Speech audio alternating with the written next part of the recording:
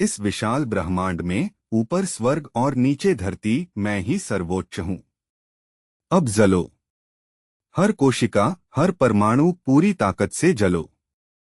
लू शेंग के मन में हंसी गूंज उठी। उसे ऐसा लग रहा था जैसे कोई देवता जन्म ले रहा हो। समुद्र की गहराई में लू शेंग सीधा खड़ा था। उसकी आंखें दो सफेद तारों की तरह चमक रही थीं। उसने मुट्ठियां भींच लीं और आसपास की जगह तक हल्की मूर्ति महसूस होने लगी।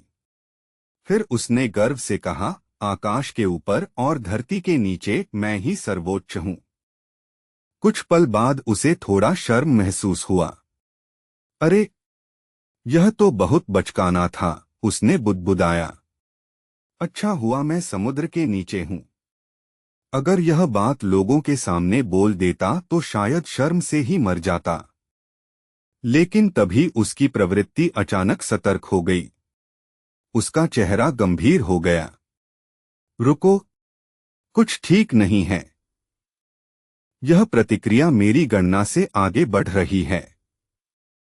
उसने महसूस किया कि उसकी हड्डियों के अंदर अंडाइंग सेल्स तेजी से बढ़ रहे हैं। सैकड़ों किलो ऊर्जा पल भर में खींचती जा रही थी। गिनती तुरंत 500 पार कर गई। फिर 1000, 2000, 3000। यह तो किसी लालची बच्चे जैसा है, उसने सोचा। एटर्नल स्टार बॉडी से पैरामाउंट स्टार बॉडी में बदलाव ने सारी सीमाएं तोड़ दी हैं। बिना देर किए लू शेंग ने उंगलियां चटकाईं और अपनी स्टोरेज से एक और विशाल ऊर्जा ब्लॉक निकाल लिया। अगर शरीर और चाहता है तो मैं दूंगा, उसने तय किया। यह प्लैनेट एजियोर की 10 साल की ऊर्जा के बराबर है। लेकिन इसके लिए कोई कीमत बड़ी नहीं। पिछली ग्रेट सेक्ट असेंबली में लू शेंग ने लगभग 500 किलो यह ऊर्जा हासिल की थी। उसने सोचा था कि 365 अनडाइंग सेल्स तक पहुंचने के बाद भी काफी बच जाएगा। लेकिन अब सब खत्म होने वाला था। लू शेंग ने हाथ बढ़ाकर उस ऊर्जा ब्लॉक को पकड़ लिया और अपनी शक्ति से उसे शरीर में पिघलाने लगा। भारी ऊर्जा सीधे उसके खून में समा गई और अनडाइंग सेल्स की वृद्धि और तेज हो गई। सीमा बदल रही है। अब अनडाइंग सेल्स 3650 तक पहुंच चुके हैं और वे खुद को व्यवस्थित कर रहे हैं। मेरे शरीर के अंदर एक celestial solar divine realm star map बना रहे हैं, लू शेंग ने महसूस किया। मेरी शक्ति अब पहले से 100 गुना नहीं, लगभग 1000 गुना बढ़ चुकी है। मानव शरीर में लगभग 60 ट्रिलियन कोशिकाएं होती हैं। अगर मैं उन सभी को अनडाइंग सेल्स में बदल दूं, लू शेंग के दिमाग में कल्पना दौड़ने लगी, तो हर एक तारा बन सकता है और हर तारे में 3-लेग्ड गोल्डन क्रो जन्म ले सकता है। और यह तो बस शुरुआत होगी। इसके बाद क्रिस्टलाइन डिवाइन रियल्म की शक्ति भी जुड़ सकती है। उस पल लू शेंग के दिल में आसमान छूती महत्वाकांक्षा उठी। उसे पहली बार लगा कि शायद वह सच में उस आने वाली ब्रह्मांडीय विपत्ति का सामना कर सकता है। हाँ, मैं एक बात भूल ही गया था, उसने खुद से कहा। सेल म्यूटेशन का रास्ता खतरनाक है, लेकिन इसे छोड़ नहीं सकता। लू शेंग ने अपनी हथेली देखी। उसकी त्वचा के भीतर एक अजीब आंख थी, एक पुरानी म्यूटेटेड सेल की याद। अब समझ आ रहा है। यह कमजोरी नहीं, बल्कि ताकत है। अब उसका शरीर, मन और दांव तीनों एक अस्थायी पूर्णता पर पहुंच चुके थे। अब मुझे अपनी मार्शियल दांव इम्प्रिंट बनानी होगी। मास्टर के साथ बहस में मैंने 5 लेवल 15 दांव समझ लिए थे, लेकिन वह सिर्फ सिद्धांत था। अब मुझे सही तरीके से लेवल 9 से आगे बढ़ना होगा। लू शेंग ने आंखें बंद की। मेरा धर्मा फॉर्म मेरे ही रूप में होगा, क्योंकि मेरे संसार में असली देवता मैं खुद हूँ। इसका ढांचा डिवाइन क्रिस्टल दांव से बनेगा, एक अटूट क्रिस्टल शरीर, आंखें एटर्नल स्टार दाव होंगी, और मास्टर यान यिझाओ का नेचुरल दाव इसकी रक्षा करेगा। मेरे मार्शियल दाव धर्मा फॉर्म का नाम होगा यूनिकनेस, और इसका पूरा नाम होगा celestial true martial divine flame for extremes Dharma form. उसी समय ड्रैगन किंगडम के मुख्य भूभाग पर 8000 मीटर ऊंचा एजी शहरों को नष्ट करता जा रहा था। एजी अपने विनाश को देखकर दानवी मुस्कान हंस रहा था। कहाँ है तुम्हारे हीरो, वह चिल्लाया। वायु फेई गुस्से से दांत पीस रही थी। अगर उसे नहीं रोका गया तो पूरा ड्रैगन किंगडम खत्म हो जाएगा। टैन झोंग्यू बोला, वह जानबूझकर हमें बाहर निकाल रहा है। हम मार्शियल सेंट्स हैं। अगर दुनिया खून बहा रही है तो हम पीछे नहीं हट सकते। अगर मैं बस एक पल के लिए भी उसे रोक सकूं, तो भी मुझे कोई पछतावा नहीं होगा। तभी किसी ने पूछा, लू शेंग कहाँ है? टैन झोंग्यू बोली, अगर तुम सब डरते हो तो इंतजार करते रहो। मैं अकेली भी लड़ सकती हूं। उसका शरीर बदलकर 1000 मीटर लंबी सुनहरी तलवार बन गया। टैन झोंग्यू, लिन झेंग्युए चिल्लाई। लेकिन वह पहले ही आकाश में उड़ चुकी थी। लॉर्ड झाओ जी आगे आए। बाकी मार्शियल सेंट्स भी आगे बढ़ गए। ब्लू प्लैनेट के लिए दर्जन भर मार्शियल सेंट्स एक साथ उस विशाल दैत्य पर टूट पड़े। नीचे लोग आसमान की ओर देखकर चिल्लाने लगे। मार्शियल सेंट्स आ गए। लेकिन तभी एजी जोर से हंसा और अपना विशाल सिर उनकी ओर घुमा लिया। उसने शहर को बेवजह नष्ट करना अचानक रोक दिया और नकली सराहना के अंदाज में सिर हिलाया। ओह! आखिर तुम कीड़ों ने हिम्मत जुटा ही ली और सामने आ गए।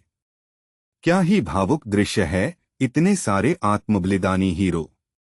सच में तुम्हारी बेकार बहादुरी देखकर तो मेरी आंखों में आंसू आने वाले हैं। इसलिए चलो, मैं तुम्हें वही मौत दे देता हूं जिसकी तुम इतनी इच्छा कर रहे हो। हाँ हाँ हाँ, जोर से हंसते हुए एजी ने अपना हाथ आगे बढ़ाया। उसका धर्मारूप का विशाल हाथ, जो कई हजार मीटर लंबा था, आसमान को चीरते हुए आगे बढ़ा। उसकी उंगलियां भयंकर ताकत के साथ उन मार्शल सेंट्स की ओर झपट पड़ी। यह हमला सीधे दर्जन भर मार्शल सेंट्स पर था। उसी समय निंघाई के तट से दूर एक छोटी मछली पकड़ने वाली नाव पर एक पति पत्नी अपने छोटे बेटे के साथ खड़े थे। वे टीवी पर मार्शियल सेंट्स और एलियन के बीच की लड़ाई का लाइव प्रसारण देख रहे थे और डर के कारण उनके शरीर पसीने से भीग गए थे। आदमी ने गहरी सांस ली और बोला, क्या सच में दुनिया के सारे मार्शियल सेंट्स मिलकर भी इसे नहीं रोक सकते?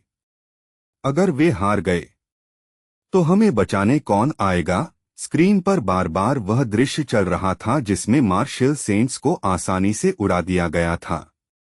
उसकी पत्नी चुप खड़ी थी, उसके चेहरे पर डर साफ दिख रहा था। लेकिन उनका छोटा बेटा वैसा नहीं था। उसने एक साधारण लोहे का त्रिशूल कसकर पकड़ लिया और दांत भींचते हुए बोला, बस देखते रहना। मैं ऐसे नहीं खड़ा रहूंगा। पिता चौंक गया। अरे, तुम क्या कर रहे हो? पिता की बात पूरी भी नहीं हुई थी कि लड़का त्रिशूल पकड़कर नाव के सामने की ओर भाग गया।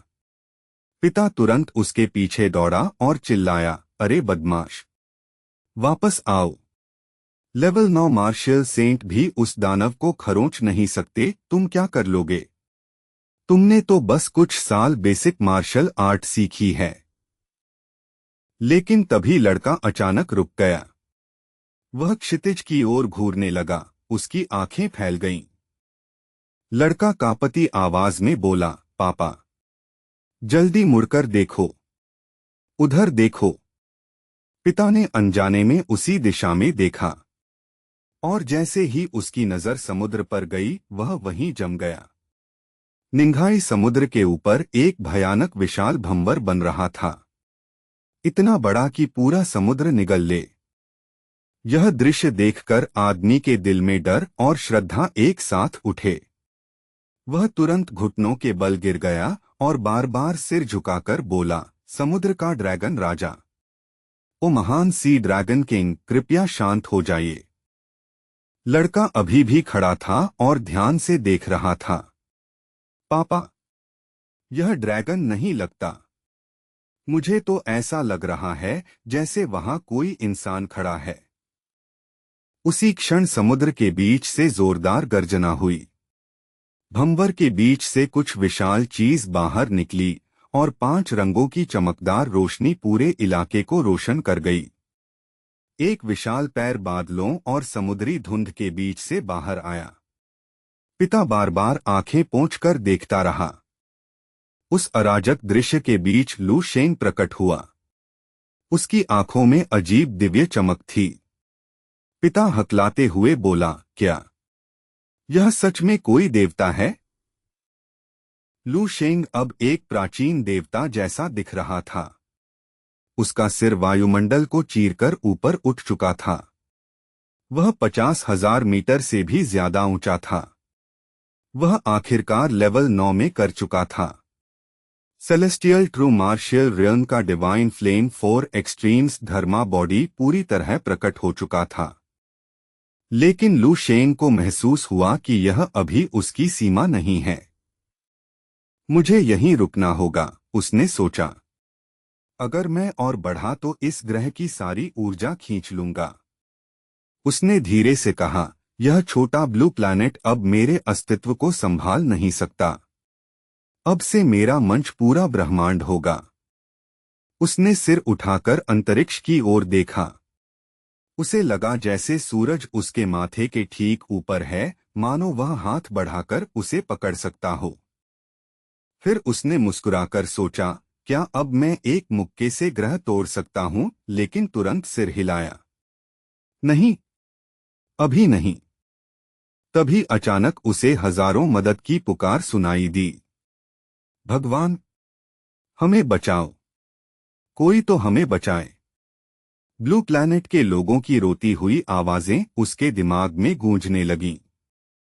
मार्शल सेंट्स भी हार गए। अब हमें कौन बचाएगा? लू शेंग ने तुरंत आंखें बंद कीं और अपनी मानसिक शक्ति पूरी तरह छोड़ दी। उसकी मानसिक ऊर्जा ज्वार की तरह फैलने लगी। 10 किलोमीटर, 100, 1000, फिर पूरे ग्रह तक। एक पल में उसकी चेतना पूरे ब्लू प्लैनेट को घेर चुकी थी। अब उसकी मानसिक शक्ति आधिकारिक रूप से लेवल 11 के शिखर तक पहुंच चुकी थी। उधर एजी हवा में लिन झेंग्युए का सिर पकड़कर खड़ा था। वह हंसते हुए बोला, देखो, यही हैं तुम्हारे रक्षक देवता। उसकी हंसी से आसपास की इमारतों के सारे शीशे टूट गए। एजी आनंद ले रहा था। उसे दुनिया नष्ट करना पसंद था। तुम लोग बहुत कमजोर हो, लेकिन फिर भी घमंड करते हो। फिर उसने ऊबकर कहा, अगर वह शर्त न होती तो मैं इस ग्रह को 1 महीने पहले ही खत्म कर देता। फिर उसकी आवाज ठंडी हो गई। मैं आखिरी बार कह रहा हूं, इस ग्रह के सारे संसाधन मुझे सौंप दो। अगर मना किया तो मैं हर घंटे एक शहर नष्ट करूंगा। अब मैं इंतजार करूंगा। यह कहकर उसने लिन झेंग्युए को नीचे फेंक दिया। वह जमीन पर गिरी और धीरे से फुसफुसाई, लॉर्ड लू शेंग। अचानक लोगों ने आसमान की ओर देखा। देखो, उधर क्या है? मार्शल सेंट्स भी ऊपर देखने लगे। एजी हैरान था। ये लोग मेरे पार क्यों देख रहे हैं? तभी उसने देखा, आसमान पर एक विशाल छाया फैल रही थी। वह सफेद रोशनी से चमकती विशाल आकृति थी और उसके साथ 5 विशाल स्तंभ जैसे आकार थे। एजी डर गया। यह आखिर है क्या? फिर उसे समझ आया। यह कोई इमारत नहीं, यह एक हाथ है। वह हाथ इतना विशाल था कि उसकी एक उंगली एजी से भी बड़ी थी। उससे पहले कि एजी कुछ करे, वह विशाल हाथ नीचे आ गया। एजी चिल्लाया, तुम कौन हो? लेकिन अगले ही पल उसकी 8,000 मीटर की धर्मा आकृति पूरी तरह कुचल गई। पूरी दुनिया चुप हो गई। जिस एलियन ने पूरे ग्रह को डर में डाल दिया था, वह एक पल में कुचल दिया गया। फिर अचानक लोग चिल्लाने लगे, वह मर गया, दानव मर गया। लिन झेंगयुए ने आसमान की ओर देखा और धीरे से कहा, सब खत्म हो गया। लेकिन यह किसने किया? ठीक उसी शांत और विस्मय भरे पल में एक अकेली और भव्य आकृति धीरे धीरे नीचे उतरने लगी, मानो सफेद बादलों की चादर के पीछे से कोई जीवित किंवदंती प्रकट हो रही हो। अचानक शहर के आसमान की ओर देख रहे सभी लोगों की नजरों के सामने एक विशाल देवता जैसा दानव प्रकट हो गया। उसका आकार इतना विशाल था कि इंसानी आंखें उसकी पूरी देह को एक साथ देख ही नहीं सकती थीं। उसकी आधी ऊंचाई भी एक बार में दिखाई नहीं देती थी। वह हजारों मीटर ऊंचा खड़ा था और उसका पूरा शरीर चमकदार क्रिस्टल जैसी रोशनी बिखेर रहा था, मानो उसका मांस ही तराशे हुए हीरे से बना हो। उसके पास एक 3 पैरों वाला सुनहरा कौआ, उससे भी अधिक विशाल और प्राचीन मिथकीय आभा से भरा हुआ, उसके कंधों के चारों ओर चक्कर लगा रहा था और नीचे की दुनिया पर एक गर्म दिव्य चमक फैला रहा था। यह अवर्णनीय रूप से भव्य दिव्य दानव सीधे सीधे मार्शल आर्ट्स और भौतिकी की सारी जानी पहचानी समझ को तोड़ रहा था। यहाँ तक कि सबसे संशयवादी लोग भी अपने दिल में एक अजीब सा संदेह महसूस करने लगे, क्या सच में देवता उनके बीच चल सकते हैं? लिन झेंगयुए उस उतरती हुई आकृति को देखती रही। उसकी आवाज लगभग फुसफुसाहट जैसी थी। क्या सच में कोई देवता है? लेकिन यह परछाई, यह आभा इतनी जानी पहचानी लग रही है। यह लू शेंग है। लॉर्ड लू शेंग वापस आ गए हैं। जब पूरी दुनिया श्रद्धा भरी खामोशी में देख रही थी, वह दिव्य दानव तेजी से सिकुड़ने लगा। उसका विशाल शरीर भीतर की ओर सिमटते हुए नीचे टूटी हुई सड़कों की ओर उतरने लगा। मेरी अनुपस्थिति में तुम सबने बहुत कष्ट झेला है। लू शेंग शांत और संतुलित कदमों से आगे बढ़ा और उसने हाथ बढ़ाकर लिन झेंगयुए के कांपते शरीर को सहारा दिया। उसने ऊपर देखा, उसकी आंखों में राहत भर आई। मेरे स्वामी, आप आ गए। पास खड़े अन्य मार्शियल सेंट्स को अपनी ही इंद्रियों पर विश्वास नहीं हो रहा था जब वे उसके आसपास इकट्ठा हुए। सच में यह लॉर्ड लू शेंग ही हैं। उनके एकांत साधना की अफवाहें सच थीं। तभी उन्हें एहसास हुआ, जिसने बस एक इशारे में ग्रह को खतरे में डालने वाले आक्रमणकारी को खत्म कर दिया, वह और कोई नहीं बल्कि लू शेंग ही था। क्या उसने सच में असंभव कर दिखाया और पौराणिक रैंक 9 तक पहुंच गया? इसी बीच बैह सिटी के हैफू रेजिडेंशियल इलाके में लू परिवार की विला के शांत लिविंग रूम में पूरा परिवार टीवी के सामने बैठा था।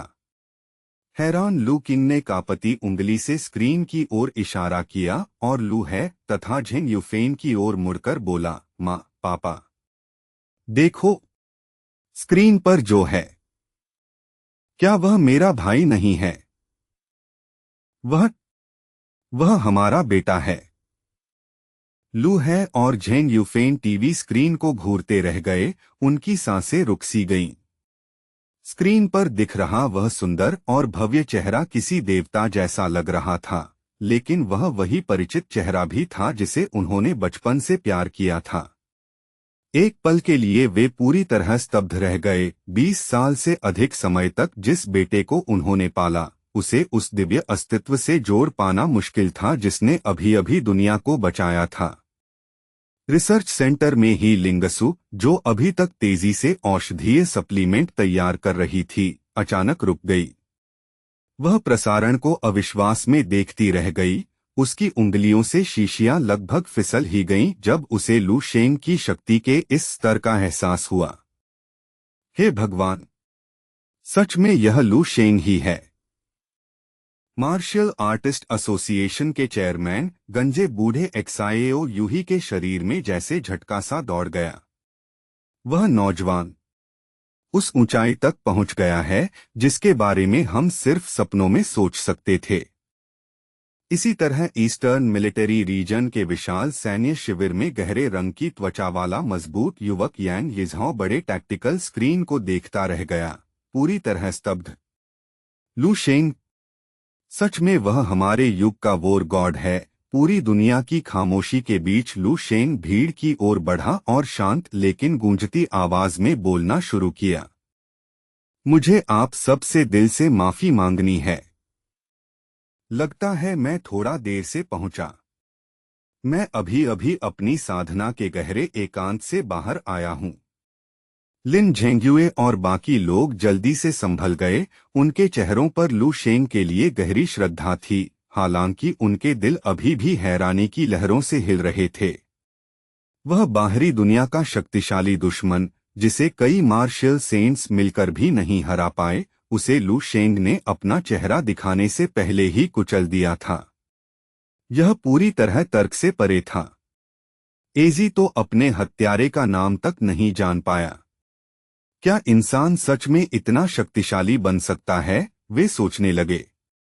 रैंक 9 पर पहुंचकर भी पीक रैंक एम शिकारी को मारने की ताकत, क्या दुनिया अब भी समझ में आती है? इस समय लिन झेंग्युए के दिल में अचानक चिंता की हल्की सी टीस उठी। उसका खुद का मेहनत से पाया रैंक 9 मार्शल सेंट का दर्जा अब थोड़ा साधारण सा लगने लगा था। लू शेंग के रैंक 9 की तुलना में उनका स्तर बिल्कुल अलग था। जहां स्यूडो रैंक 9 मार्शल सेंट्स हजारों मीटर ऊंचे अवतार बना सकते थे और तत्वों को नियंत्रित कर सकते थे, वे बस मनुष्यों में देवता थे। लेकिन लू शेंग एक ट्रू रैंक 9, जिसका धर्मा बॉडी दसियों हजार मीटर ऊंचा था और जिसकी आंखों में पौराणिक गोल्डन क्रो बसे थे, वह बिल्कुल अलग स्तर का था। उसके लिए रैंक एम एलियन को मारना मानो मुर्गी मारने जितना आसान था। जिज्ञासा से भरी लिन झेंग्युए आखिर बोल ही पड़ी। मेरे स्वामी, अगर मैं पूछने की हिम्मत करूं, आपका मार्शल दाओ अवतार अब आखिर कितना ऊंचा है? युवक ने शांत, लगभग उदासीन स्वर में जवाब दिया। सच कहूं तो मुझे खुद भी इसकी सटीक ऊंचाई नहीं पता। मैंने अभी तक इसे पूरी तरह प्रकट करने की हिम्मत नहीं की है, क्योंकि इसे बनाए रखने के लिए जिस ऊर्जा की जरूरत होगी वह बहुत ज्यादा है। शायद इससे वातावरण की सारी ऊर्जा खत्म हो जाए और प्लैनेट एज्योर की बुनियाद ही टूट जाए। अपनी असली सीमा जानने के लिए मुझे किसी ऊंचे स्तर के संसाधन क्षेत्र या ज्यादा मजबूत स्टार सिस्टम में जाना पड़ेगा। जब लू शेंग और लिन झेंग्युए बात कर रहे थे, नीचे खड़े सैन्य बलों में एक उच्च पद का जनरल उस युवक को पहचान गया। उसका स्तब्ध चेहरा तुरंत असीम श्रद्धा और उन्मादी उत्साह में बदल गया। कांपती आवाज में उसने अपने कमांड चैनल में चिल्लाया, वॉर गॉड! यह हमारे ड्रैगन रीजन का पौराणिक वॉर गॉड है। वॉर गॉड हमें बचाने आ गया है। पास खड़े अनुभवी अधिकारी भी भावुक हो उठे, उनकी आंखें नम हो गईं। हम बूढ़ी हड्डियों ने सच में इतिहास के नए युग का जन्म देख लिया। कितना महान और शक्तिशाली वॉर गॉड है वह! War God! इतना सुंदर और इतना जवान आदमी ही हमारे ड्रैगन कंट्री का नया मार्शल सेंट है। इन आवाजों का सामूहिक स्वर मानो एक विशाल घंटी की तरह गूंजा, जिसने लोगों को उनके स्तब्धता से जगा दिया। हजारों लोग अपनी उलझन और संदेह से एकदम बाहर आ गए। एक पल में भीड़ की बिखरी आवाजें एक ही गूंजते हुए नारे में बदल गईं। हजारों नागरिक श्रद्धा भरी आंखों से सिर उठाकर जोर जोर से चिल्लाने लगे। दो शब्द वॉर गॉड बिजली की गड़गड़ाहट की तरह साफ आसमान में गूंज उठे। शहर पर तूफान की तरह गूंजती इन तालबद्ध जयकारों के बीच लू शेंग, जिसे अभी अभी हजारों लोगों ने वॉर गॉड का दर्जा दिया था, शांत खड़ा रहा। उसका चेहरा संगमरमर की मूर्ति की तरह स्थिर और अपठनीय था। नाइट वॉचर गॉड की असली पहचान जानने वाले अंदरूनी लोगों को छोड़कर कई लोग हफ्तों से सोच रहे थे कि वह रहस्यमय उद्धारक पुरुष है या महिला। पहले जब वैश्विक गठबंधन एजी से लड़ रहा था, कई लोगों को डर था कि नाइट वॉचर गॉड को शायद गुप्त रूप से हरा दिया गया है। लेकिन अब जब उन्होंने लू शेंग का वह विशाल हीरे जैसा शरीर और सूर्य मुकुट वाला गोल्डन क्रो देखा, सच्चाई साफ थी, वह वही पौराणिक नाइट वॉचर गॉड था, वही जिसने अकेले ही विनाश की लहर को रोक दिया था। यह समझते ही भीड़ की भावनाएं और भी ज्यादा भड़क उठीं। फिर लू शेंग ने अपना ध्यान वापस वर्तमान काम पर लगाया और लिन झेंग्युए तथा बाकी संतों से गंभीर स्वर में कहा, लैन चेन, वह मरा तो नहीं है ना? मुझे बताओ कि वह बच गया। हाँ, लैन चेन अभी जीवित होना चाहिए। लिन झेंग्युए और उसकी टीम ने पास में कब्र के पत्थर की तरह मंडरा रहे उस विशाल काले अंतरिक्ष जहाज की ओर इशारा किया जिसे एजी छोड़ गया था। उस आक्रमणकारी ने बाकी मार्शियल सेंट्स को लगभग मार ही डाला था और फिर उन्हें उसी जहाज में कैद कर दिया। हमने कोशिश की, लेकिन उस जहाज की उन्नत रक्षा परत को तोड़ने की ताकत हमारे पास नहीं है। लू शेंग की आंखों में ठंडी तेज रोशनी चमकी। उसका शरीर एक झटके में धुंधला हुआ और वह तुरंत उस विशाल अंतरिक्ष यान के पास पहुंच गया। अगर मुझे सही याद है तो मुख्य प्रवेश द्वार यहीं कहीं होना चाहिए। लिन झेंग्युए ने जहाज के निचले हिस्से में एक मजबूत जगह की ओर इशारा किया। लू शेंग ने हल्का सा सिर हिलाया और हाथ बढ़ाया। उसकी धर्मा आइडल की हथेली, जो हीरे की तरह चमक रही थी, अजीब ऊर्जा तरंगे छोड़ने लगी। इन चमकती तरंगों में बेहद तेज काटने वाली शक्ति थी, जिससे जहाज के आसपास की हवा तक लाल चमकती दरारों में टूटने लगी। जैसे जैसे लू शेंग की विशाल आध्यात्मिक शक्ति जहाज के कवच में घुसने लगी, उससे उठने वाले झटके इतने शक्तिशाली थे कि सैकड़ों मीटर दूर खड़े मार्शियल सेंट्स भी चौंक गए। बेहद सटीक और अभ्यास से भरे तरीके से लू शेंग ने अंतरिक्ष यान की बाहरी परत को लगभग खोल कर रख दिया। युवक पीछे हट गया, हाथ झाड़ते हुए हल्की मुस्कान के साथ, मानो एलियन तकनीक की थोड़ी तारीफ भी कर रहा हो।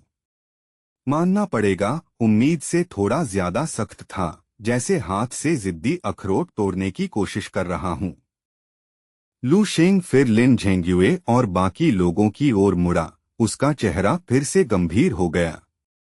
अंदर जाओ और तुरंत उन्हें बचाओ। मुझे अभी कुछ और काम भी खुद जाकर संभालने हैं। जी मेरे स्वामी, सबने एक साथ जवाब दिया। आदेश देने के बाद लू शेंग ने सिर उठाकर नीले आसमान की ओर देखा। उसकी आंखें थोड़ी सिकुड़ गईं और अगले ही पल उसका शरीर हवा में गायब हो गया। विदा लॉर्ड लू शेंग, लिन झेंग्युए ने धीरे से कहा, और जब तक वह पूरी तरह गायब नहीं हो गया, वे सम्मान में झुके ही रहे। उनके पीछे नीचे खड़ी भीड़ की गूंज धीरे धीरे दूर की हल्की आवाज में बदल गई।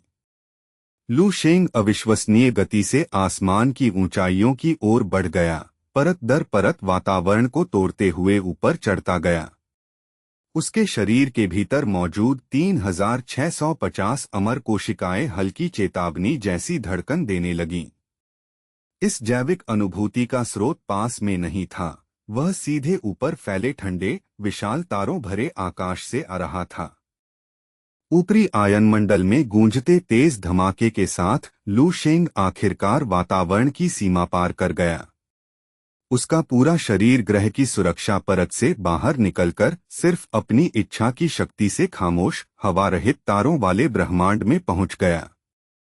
लू शेंग को सच में आश्चर्य हुआ जब उसे एहसास हुआ कि उसकी शारीरिक क्षमता अब एक बिल्कुल नए स्तर पर पहुंच चुकी है।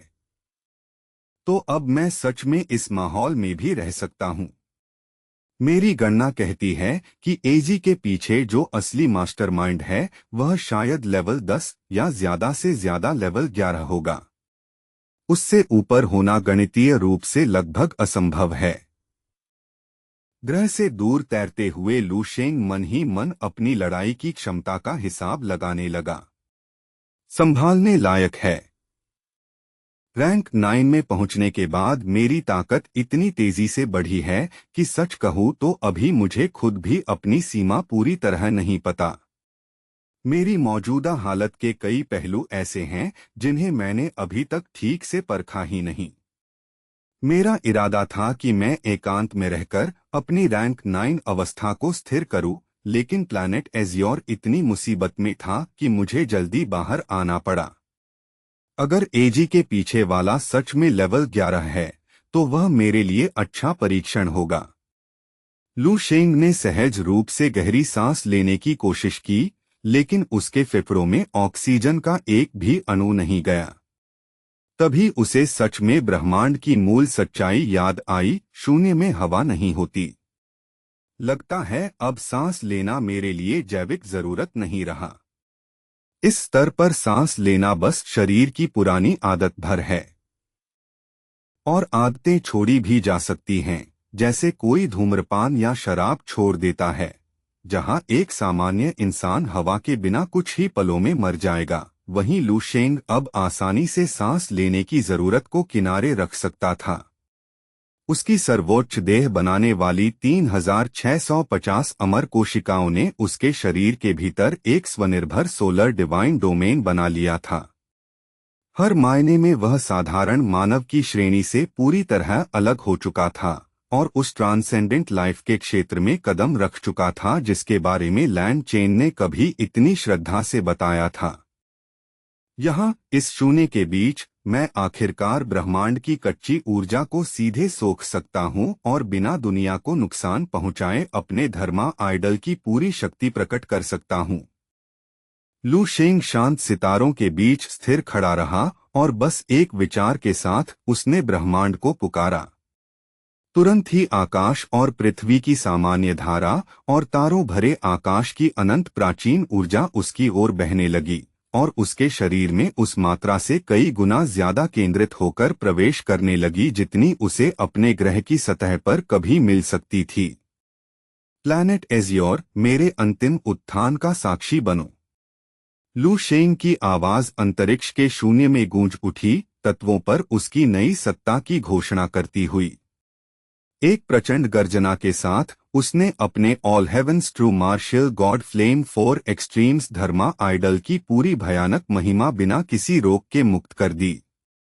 उसकी आध्यात्मिक आकृति तेजी से फैलने लगी। 10,000 मीटर, 20,000, फिर 50,000, सब कुछ चमकदार सुनहरी रोशनी में डूब गया। वह पहले ही उन वायुमंडलीय सीमाओं को तोड़ चुका था जो ग्रह पर उसकी शक्ति को रोकती थीं, लेकिन उसकी वृद्धि की रफ्तार अभी भी रुकने का नाम नहीं ले रही थी। यह विशाल विस्तार लगातार जारी रहा। 70,000, 80,000, फिर 90,000 मीटर, मानो कोई आकाशीय सूर्य लगातार उग रहा हो। आखिरकार जब यह आकृति 1,00,000 मीटर की विशाल ऊंचाई तक पहुंची, तब जाकर उसका विस्तार स्थिर हुआ और वह अंतरिक्ष के उस क्षेत्र पर हावी हो गया। अनंत तारों भरे आकाश में सीधा खड़ा वह पौराणिक दानव इतनी तेज रोशनी बिखेर रहा था कि दूर के सितारों को भी टक्कर दे रहा था। लू शेंग का धर्मा आइडल पूरे 1,00,000 मीटर ऊंचा था। उसका शरीर स्वर्गीय हीरे जैसी क्रिस्टलीय कठोरता और चमक से दमक रहा था। उसकी आंखों की गहराई में 3 पैरों वाले गोल्डन क्रो की परछाइयां प्राचीन अग्नि के साथ झिलमिला रही थीं। यह all heavens true martial god flame for extremes Dharma idol की असली पूर्ण अवस्था थी, जो पूर्ण मार्शल शक्ति का प्रतीक थी। अब जब लू शेंग पूरे प्लैनेट एज़ियोर के ऊपर खड़ा था, तो नीचे की दुनिया उसे उतनी विशाल नहीं लग रही थी। अब वह खुद को उसके सामने एक छोटा सा कण भी महसूस नहीं कर रहा था। लॉ हेवन एंड अर्थ, मेरे रैंक एनायेनी का मुख्य दिव्य रूप, उसने मन ही मन कहा। उसे इस दृश्य के कूल दिखने से कोई फर्क नहीं पड़ता था, उसका ध्यान सिर्फ इसकी असली उपयोगिता पर था। इस रूप में उसके हमलों का प्रभाव किसी भी दुश्मन के लिए सर्वनाश जैसा होगा। जरा सोचो, जब ग्रह जितना विशाल हाथ आसमान से उतरकर न्याय देने आए, उससे बचने का कोई रास्ता नहीं होता। लू शेंग के मन में अचानक अपनी पिछली जिंदगी का एक दृश्य उभर आया, वह प्रसिद्ध बुद्धा की हथेली जिसने विद्रोही सन वुकोंग को दबा दिया था। शायद अगर मैं इसी रास्ते पर चलता रहा तो एक दिन सच में उन पौराणिक देवताओं और बुद्धों के बराबर खड़ा हो जाऊं, या शायद उनसे भी आगे निकल जाऊं। लू शेंग ने सिर हिलाकर अपने विचारों को हटाया और चारों ओर देखा। और ये स्पेस पायरेट्स कहाँ हैं? क्या अभी तक अपने अंत को देखने नहीं आए? जल्दी आओ छोटे चूहों। उम्मीद है तुम्हारे नेता कम से कम लेवल 11 के होंगे, वरना तुम्हें कुचलना बहुत ही उबाऊ हो जाएगा। क्या कोई साधारण आदमी पूरे दिन एक तुच्छ मच्छर को कुचलकर सच में उपलब्धि महसूस करेगा? बिल्कुल नहीं।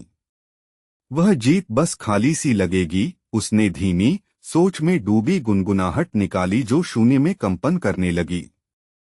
खैर, जब तक वे आने में देर कर रहे हैं तब तक मुझे इस मौके का इस्तेमाल करना चाहिए, अपनी नई शक्ति को व्यवस्थित करने और उसे पूरी तरह समझने के लिए।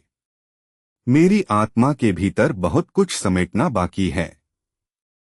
लू शेंग अपने अस्तित्व के भीतर छिपे उस सर्वोच्च खजाने को नहीं भूला था, वह उपहार जो उसे उसके हितैषी यांग यिझाओ ने दिया था।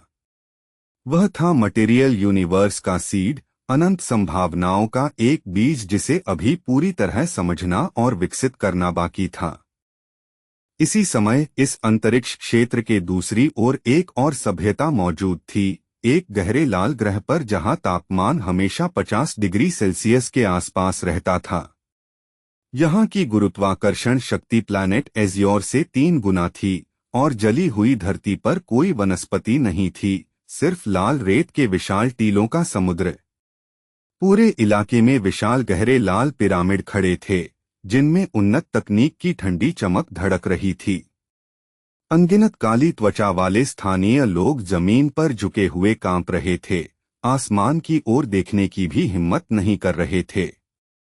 इस पीड़ा के समुद्र के ऊपर एक आदमी तैरते मंच पर बैठा था, जो इस दृश्य में बिल्कुल अलग लगता था। उसके एक हाथ में चिकन की तैलीय टांग थी और दूसरे में बढ़िया शराब का गिलास। वह बड़े शोर से खाते पीते हुए नीचे के दुख से पूरी तरह बेपरवाह था। यही आदमी मोटा फल आर्लैंड आलस से अपने पास घुटने टेक कर बैठे स्थानीय राजा को लात मारता है। फल आर्लैंड ने चिकनी मुस्कान के साथ नीचे देखा और पूछा, क्या तुम्हारी बेकार सी दुनिया बस इतना ही दे सकती है? स्थानीय राजा कांपते शरीर के साथ धीमी घुटी आवाज में बोला, सम्मानित स्वामी, यह हमारे शाही परिवार द्वारा पीढ़ियों से जमा किया गया पूरा खजाना है। हमने अपने लोगों को निचोड़कर आपके लिए इतना इकट्ठा किया है। आप 10 साल से हमें शासित कर रहे हैं और हर 10 साल में यह कर लेते हैं। आपको पता है कि यही हमारी अंतिम सीमा है। जैसे ही मूल निवासी राजा ने अपनी बेबस गुहार खत्म की, फल आर्लैंड का चेहरा अचानक गहरा पड़ गया। उसने बिजली जैसी तेजी से हाथ बढ़ाकर राजा का गला पकड़ लिया और इतनी जोर से दबाया कि बूढ़ा खून खांसने लगा। उसकी आंखें दर्द से बाहर निकलती सी लग रही थीं। फल आर्लैंड ने उस हांफते हुए राजा को एक हाथ से हवा में उठा लिया और जोरदार ठहाकेदार हंसी हंसने लगा। अरे अरे, मेरे सामने झूठ बोलने की हिम्मत मत करना। तुम मुझे जानते हो बूढ़े, मुझे हिंसा का सहारा लेना बिल्कुल पसंद नहीं है। इससे मेरी भूख ही खराब हो जाती है। नाक सिकोड़ते हुए फल आर्लैंड ने राजा को वापस मंच पर फेंक दिया और अनंत तारों भरे आसमान की तरफ देखते हुए खुद से बड़बड़ाया, छोड़ो भी। इस धूल के गोले पर मेरा समय लगभग खत्म हो चुका है। मुझे तुरंत निकलना होगा। अगर और देर की तो उन बाकी 2 लोगों से शर्त हार सकता हूं। उसी समय शानदार और खूबसूरत कढ़ाईदार कपड़े पहने एक बेहद सुंदर युवती मंच पर दौड़ती हुई आ गई, पहरेदारों को नजरअंदाज करते हुए। पिताजी, आप ठीक हैं? उसने आपके साथ क्या किया? मूल निवासी राजा की आंखें डर से फैल गईं और उसने अपनी आखिरी ताकत जुटाकर चिल्लाया, तुम बेवकूफ लड़की! तुम यहाँ क्या कर रही हो? तुरंत महल में वापस जाओ। लड़की वहीं जम गई। उसकी आंखों में आंसू भर आए क्योंकि उसने अपने पिता को इस तरह अपमानित होते देखा। लेकिन अब बहुत देर हो चुकी थी। बस उसी पल की छोटी सी चूक में दो मोटे और शैतानी हाथ आगे बढ़े और लोहे जैसी पकड़ से उसकी कमर जकड़ ली, उसे वहीं जकड़ कर रख दिया।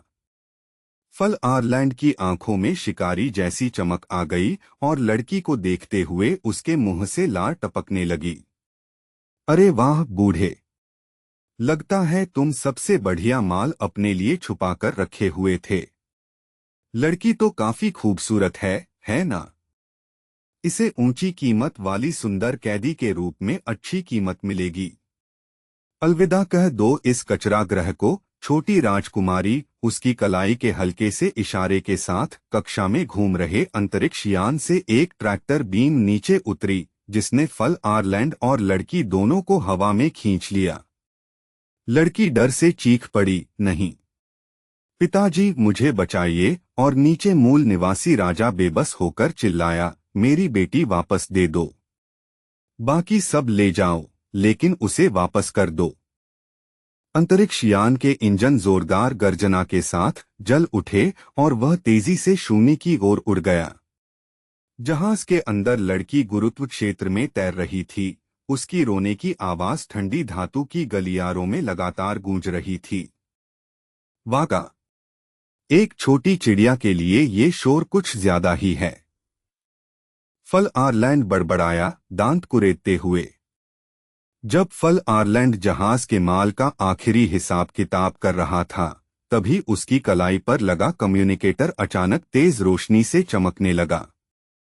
उसने स्क्रीन की तरफ देखा। उसका चेहरा मजाकिया भाव से गंभीर हो गया और उसने जवाब दिया, चाओ कियान, तुम्हारी तरफ क्या हाल है? दूसरी तरफ से हल्की कांपती हुई स्टैटिक से भरी आवाज आई, सब कुछ योजना के अनुसार चल रहा है और हम वापसी के लिए मिलने की तैयारी कर रहे हैं। लेकिन पहले हमें अकिहाबारा के कोऑर्डिनेट्स पर एक छोटा सा चक्कर लगाना होगा। फल आर्लैंड इस अनुरोध से थोड़ा चौंक गया और तुरंत पूछ बैठा, रास्ता बदलने की वजह क्या है? अचानक योजना क्यों बदली?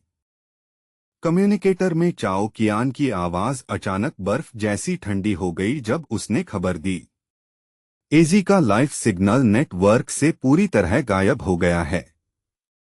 खत्म। लेकिन उसका स्पेसशिप अभी भी अपने मूल कोऑर्डिनेट्स पर खड़ा दिख रहा है, बिना किसी नुकसान के। उधर अपनी चेतना की गहराइयों में लू शेंग ड्रीमस्केप की दुनिया में खोज कर रहा था। तो यही सच्चाई है। ड्रीमस्केप खुद उसी मटेरियल सीड के अंदर मौजूद है। यहाँ का दृश्य मेरे यादों जैसा ही है, लेकिन बेस 1359 जहाँ सब शुरू हुआ था, वहाँ बड़ा फर्क है। पूरे ग्रह की चीजें गायब हो चुकी हैं, बस यादों के ये तैरते हुए टुकड़े ही बचे हैं। जो लोग और इमारतें कभी यहाँ थीं, उन्हें मेरे मास्टर ने तोड़कर कच्चे पदार्थ में बदल दिया और मेरी मार्शियल पाथ में मिला दिया। लू शेंग इन जटिल भावनाओं को समझने की कोशिश कर रहा था।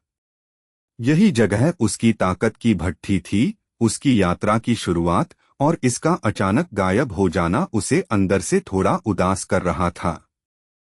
लेकिन फायर सीड रिसोर्स वॉल्ट अभी भी इस शून्य में मौजूद है। बल्कि अब तो यह और भी ज्यादा शक्तिशाली हो गया है, क्योंकि इसे अब झूठे परिदृश्य बनाए रखने, निम्न स्तर की तकनीकों का अनुमान लगाने या साधारण भविष्य की गणना करने में ऊर्जा बर्बाद नहीं करनी पड़ती।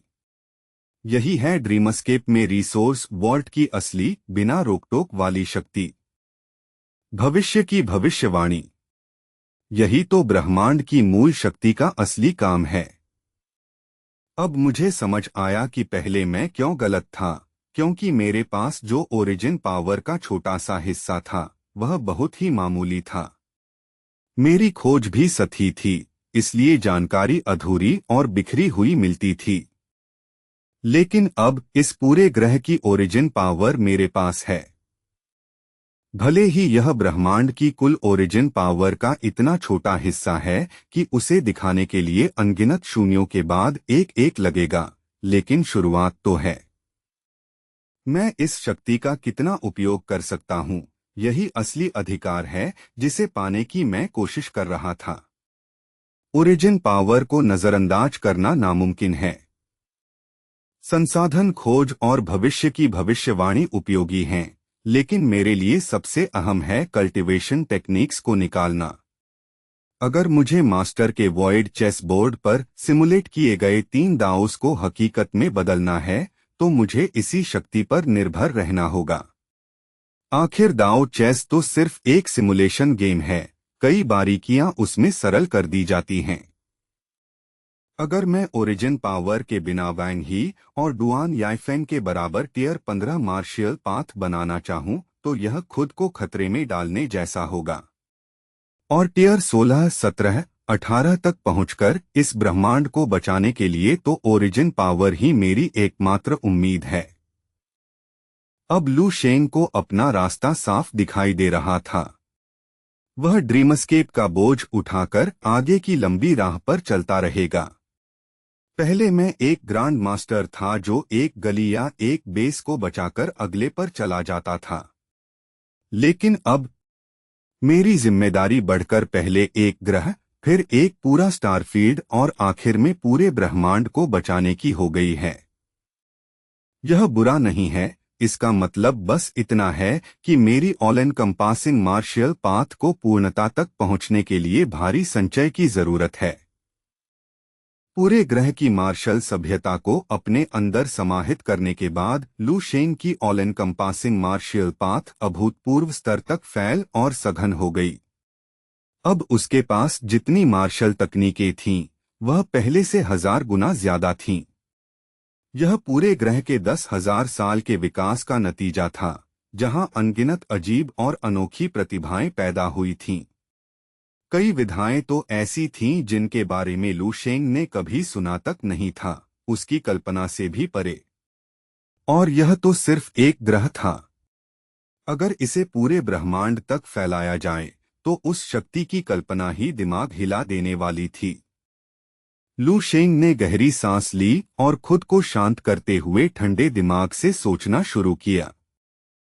अगर कभी ऐसा दिन आया जब मैंने इन सभी रास्तों को पूरी तरह एक कर लिया, तब मैं लू शेंग सच में इन 2 शब्दों का जीवित प्रतिनिधि बन जाऊंगा, मार्शल दाव।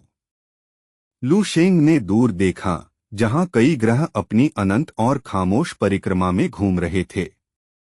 अचानक उस युवक की आंखों में नई आग जल उठी। अभी मेरी आध्यात्मिक शक्ति लेवल 11 पर स्थिर हो चुकी है। सोचता हूं कि पूरे ब्रह्मांड के पैमाने पर मेरी कॉन्स्टेलेशन फिजिक असल में किस स्तर के बराबर है। अचानक दिव्य अग्नियां भड़क उठीं और उस युवक के क्रिस्टल जैसे शरीर पर जलने लगीं। लू शेंग सच में जिज्ञासु था। अपने मास्टर के दांव के साथ विलय होने के बाद उसकी तकनीकें इतनी विकसित हो चुकी थीं कि पुराने स्तरों की परिभाषाएं अब लागू ही नहीं होती थीं। मेरी कॉम्बैट आर्ट्स की बात करें तो सोचता हूं कि असली मार्शल गॉड की अवस्था में जाने से पहले मेरी मुट्ठी की तकनीकें कैसी बदलेंगी। मेरी ग्रांड मास्टर तकनीक शैटरिंग द वॉइड को और निखारने की जरूरत है। नए हथियारों और प्रयोगों के लिए मेरे पास ढेर सारे विचार हैं। जहां तक यान यिझाओ द्वारा दी गई नेचुरल दाव की बात है, लू शेंग ने थोड़ा सोचा और समझ गया कि उसे पूरी तरह समझने में जितना समय लगेगा, उससे उसका सिर भी झंझना उठेगा। इस बार उसे जबरदस्त लाभ मिला था और इसे पूरी तरह अपनी ताकत में बदलना एक लंबी और कठिन प्रक्रिया होने वाली थी। मैं दुश्मनों को खत्म करते हुए अपने अंदर की उपलब्धियों को भी व्यवस्थित कर सकता हूं। लड़ाई के रोमांच का आनंद लेते हुए मैं ओरिजिन पावर का इस्तेमाल करके शून्य में अगली सभ्यता का स्थान भी खोजूंगा। मैं रुक नहीं सकता। लू शेंग ने सिर उठाकर अपने सामने फैले सुनसान लेकिन सुंदर तारों भरे आकाश को देखा। उसी समय लू शेंग के चेहरे का भाव थोड़ा बदल गया, क्योंकि उसकी इंद्रियों ने अंतरिक्ष में एक हल्की सी लहर महसूस की। युवक के होठों पर हल्की मुस्कान आ गई। लगता है बाहर से और मेहमान आ गए हैं। उसने पलक झपकाई और उसकी चेतना धीरे धीरे ड्रीमस्केप से बाहर आने लगी। समय भी बिल्कुल सही है। मैं इन नए मेहमानों को ही अपने नए बल की परीक्षा के लिए जिंदा प्रयोग बना लेता हूं। प्लैनेट एज़्योर से हजारों किलोमीटर दूर अंतरिक्ष के एक हिस्से में अचानक दो काले स्पेसशिप शून्य से बाहर कूदकर प्रकट हुए। उनके ढांचे अजीब ऊर्जा से चमक रहे थे। वे अंधेरे में चुपचाप मंडरा रहे थे। दोनों जहाजों के अंदर के लोग आपस में संपर्क में थे। चाओ कियान, जिसे गोस्ट 7 भी कहा जाता था, ने एक सिमुलेटेड सूचना पैनल खोला। दो आकृतियां दिखाई दीं। एक था मोटा फल आर्लैंड जो चिकन की टांग चबा रहा था, और उसके पास पकड़ी गई खूबसूरत लड़की रो रही थी। चाओ कियान ने फल आर्लैंड से पूछा, तुम्हें भी बॉस का प्रायोरिटी मैसेज मिला है ना? अब क्या योजना है? एजी के गायब होने के बाद हम क्या करेंगे? मोटा फल आर्लैंड मांस खाते हुए बीच बीच में बोलने लगा। ज्यादा विकल्प नहीं हैं। हम सीधे उस जगह जाएंगे जहां एजी गायब हुआ था और जांच करेंगे। सच कहूं तो शायद वह किसी high level space police petrol team से टकरा गया होगा और सिग्नल भेजने से पहले ही मारा गया। सामने स्क्रीन पर दिख रहे चाओ कियान को एजी की किस्मत की बिल्कुल परवाह नहीं थी। वह तेज हंसी हंसा। असल में वो हमारे लिए और बेहतर नहीं होगा। उसके जाने से आखिरी पैसे बांटने वाला एक आदमी कम हो जाएगा। यह ठंडी तर्क सुनकर मोनरो ने भी अपने स्टेशन से खुशी खुशी सिर हिलाया। हाँ, सही कहा। लेकिन फिर भी हमें औपचारिकता के लिए देखना होगा कि हुआ क्या था, ताकि बॉस को रिपोर्ट दे सकें। चलो साथ में आगे बढ़ते हैं। चाओ कियान ने और कुछ नहीं कहा और जहाज अंतिम करीब जाने लगे। दोनों ऑपरेटिव्स ने कुशलता से उड़ान नियंत्रण संभाले और अपने शिकारी जहाजों को एक समन्वित गठन में ले आए।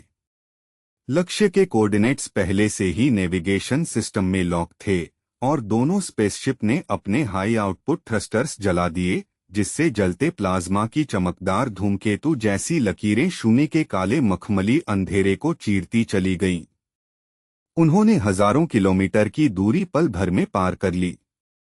जब उनकी गति धीमी हुई तो उनके सामने एक बेहद सुंदर नीला गोला उभर आया, जैसे अनंत काले ब्रह्मांड में जड़ा हुआ नीलम का रत्न।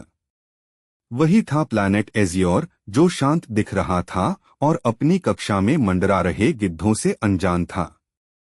चाओ कियान ने ग्रह के क्षितिज को स्कैन किया। उसकी आंखों में शिकारी चमक थी। यह नीला ग्रह काफी खूबसूरत है ना? अफसोस कि हमें इसे पूरी तरह लूटना पड़ेगा, उसने ठंडे स्वर में कहा। तुरंत वाइड स्पेक्ट्रम ऊर्जा स्कैन शुरू करो। मुझे ठीक ठीक जानना है कि हम किस चीज में कदम रख रहे हैं। कम्युनिकेशन पर मौजूद मोटा फल आर्लैंड आलस से गुर्राया। उसका दिमाग पहले ही संभावित लूट की गणना करने लगा था। दोनों भाड़े के सैनिकों ने अपने जहाजों को ऊपरी कक्षा में स्थिर कर दिया और हाई प्रिसीजन ऊर्जा स्कैनिंग सिस्टम चालू कर दिए। लगभग तुरंत ही जहाजों से नीली तेज रोशनी की दो किरणें निकलीं, जो ग्रह की सतह पर दिव्य सर्चलाइट की तरह घूमने लगीं। अपने अपने कॉकपिट में फल आर्लैंड और हरे बालों वाला क्रूर आदमी सिमुलेटेड डिस्प्ले देख रहे थे, जहां लगातार डेटा आने लगा। प्रोग्रेस बार धीरे धीरे बढ़ रहा था। 32%। लेवल 6 से ऊपर ऊर्जा संकेत मिले। लेवल 7 के संकेत पहचान लिए गए। जल्द ही लेवल 8 और लेवल 9 के स्रोत भी सामने आने लगे।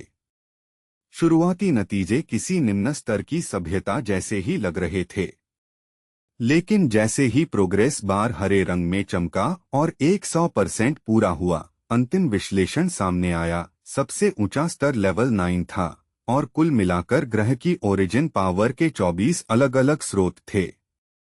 अजीब बात यह थी कि सेंसर को लेवल 10 या उससे ऊपर की ऊर्जा का एक भी संकेत नहीं मिला। फल आर्लैंड ने डेटा को घूरते हुए भौहें सिकोड़ी। उसकी मोटी उंगलियां थोड़ी सहला रही थीं और चेहरे पर गहरी शंका उभर आई। यह तो बहुत अजीब है, फल आर्लैंड बुदबुदाया। उसकी आवाज धातु के केबिन में गूंज रही थी। एजी का जहाज साफ तौर पर इसी ग्रह की सतह पर खड़ा है, लेकिन पूरे स्कैन में लेवल 10 से ऊपर की कोई ऊर्जा नहीं दिख रही। क्या ऐसा हो सकता है कि डरपोक एजी अपना जहाज छोड़कर पैदल ही भाग गया हो, सिर्फ हमसे छिपने के लिए? लेकिन चाओ कियान को एजी की किस्मत से कोई फर्क नहीं पड़ता था। उसका चेहरा ठंडी उदासीनता से भर गया। वह मूर्ख एजी जिंदा है या कहीं गड्ढे में सड़ रहा है, इससे मुझे फर्क नहीं पड़ता। जब तक यहाँ कोई स्टार लेवल विशेषज्ञ छिपा नहीं है, हमारी प्राथमिकता वही है, छोड़ा हुआ स्पेसशिप वापस लेना। उसे हासिल करने के बाद हम बेड़े में लौटेंगे और बॉस ग्रे को रिपोर्ट देंगे। हाँ हाँ, बात तो सही है। एक साधारण मिशन को क्यों मुश्किल बनाएं? फल आर्लैंड हंसते हुए सिर हिलाने लगा। अगर ग्रह सच में उतना कमजोर था जितना सेंसर बता रहे थे, तो झिझकने की कोई वजह नहीं थी।